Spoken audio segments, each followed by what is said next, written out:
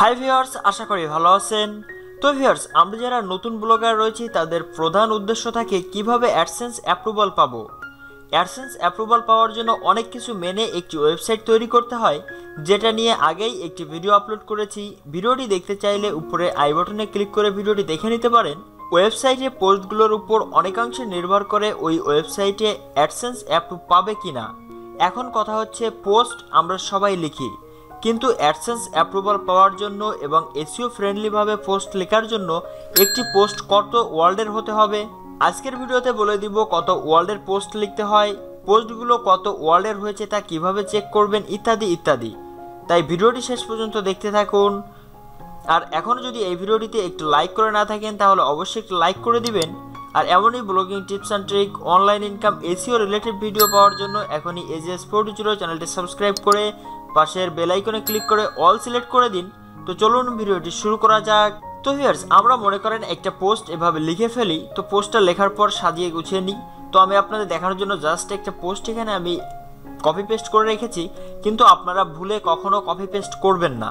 এখন কথা হচ্ছে, এই যে পোস্টটি আমরা লিখলাম, এই পোস্টটি সাধারণত কত ওয়ার্ডের হতে হবে, অর্থাৎ একটা ওয়ার্ড এভাবে কত ওয়ার্ডের একটা পোস্ট লিখতে হবে সাধারণত একটি পোস্ট গুগলে র্যাঙ্ক করানোর জন্য অথবা অ্যাডসেন্স অ্যাপ্রুভাল পাওয়ার জন্য।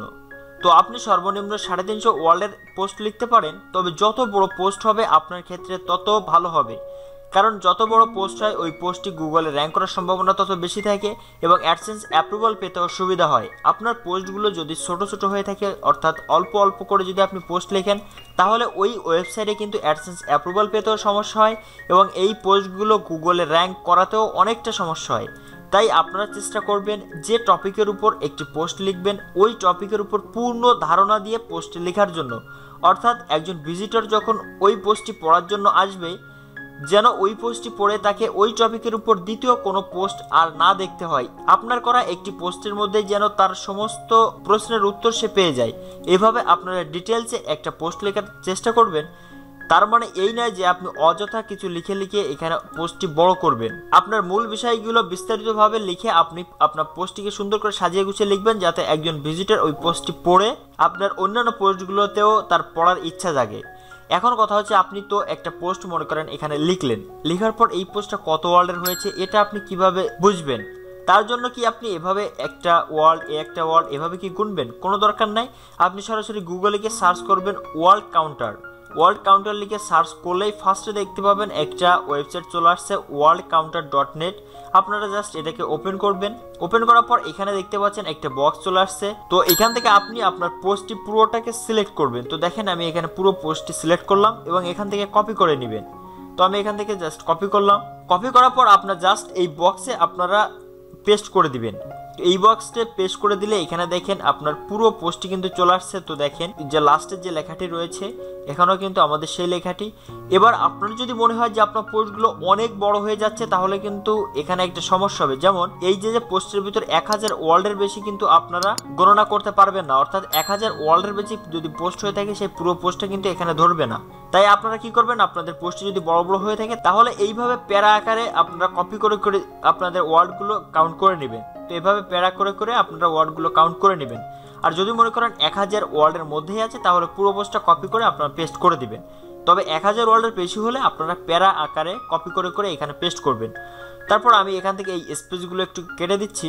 তো তারপর এখানে পুরো পোস্টটা দেখেন চলে আসছে। আসার পর আপনি যদি উপরের দিকে দেখতে পাচ্ছেন 640 ওয়ার্ড, অর্থাৎ আমাদের এই পোস্টটি কিন্তু 640 ওয়ার্ড বলতে এই একটি ওয়ার্ড, তারপর এই একটি ওয়ার্ড, এভাবে 640টা ওয়ার্ড কিন্তু আমাদের এই পোস্টে আছে। যেখানে আমি বলেছিলাম সর্বনিম্ন 350 ওয়ার্ডের হতে হবে একটি পোস্ট, সেখানে কিন্তু এখানে 640 ওয়ার্ড হয়ে গেছে। এবং ক্যারেক্টার্স আছে 3332, অর্থাৎ এভাবে এই যে একটা ক্যারেক্টার এভাবে হচ্ছে এক একটি ক্যারেক্টার। তো এইভাবে আছে 3332 ক্যারেক্টার। তো ক্যারেক্টার কোনো ব্যাপার না, আপনারা দেখবেন যে আপনাদের কত ওয়ার্ডের একটি পোস্ট লিখলেন, সর্বনিম্ন 350 হতেই হবে। তো এবার যদি আপনি এই দিকে দেখেন তাহলে দেখেন এখানেও রয়েছে যে ওয়ার্ড কত ওয়ার্ডের সেটা দেখতে পাচ্ছেন, ক্যারেক্টার্স কত সেটাও দেখতে পাচ্ছেন এবং সেন্টেন্স কত সেটা দেখতে পাচ্ছেন। সেন্টেন্স হচ্ছে আপনারা কিন্তু এখানে একটাই সেন্টেন্সে কিন্তু আমরা এই পোস্টটা শেষ করে দিয়েছি, তাই একটা আসছে। এবার আসছে প্যারাগ্রাফ বলতে একটি প্যারাগ্রাফ, তারপর একটি প্যারাগ্রাফ, তারপর এই একটি প্যারাগ্রাফ, এভাবে হচ্ছে এক একটি প্যারাগ্রাফ। এখানে টোটাল প্যারাগ্রাফ আছে 11টি। তারপর এখানে দেখতে পাচ্ছেন রিডিং টাইম, অর্থাৎ আমাদের এই পুরো পোস্টটি পড়তে সময় লাগবে 2 মিনিট 20 সেকেন্ড। তারপর দেখতে পাচ্ছেন যে রয়েছে যে স্পিকিং টাইম, অর্থাৎ আমাদের এই পুরো পোস্টটি বলতে সময় লাগবে 3 মিনিট 34 সেকেন্ড। এবার আপনি যদি মনে করেন যে এতটুকু, এই যে এখান থেকে শুরু করে এই এতটুকুর ভিতরে কয়টা ওয়ার্ড আছে বা কতগুলো প্যারা আছে, তাহলে এটাও কিন্তু আপনি দেখতে পাবেন। আপনি জাস্ট এটাকে সিলেক্ট করবেন।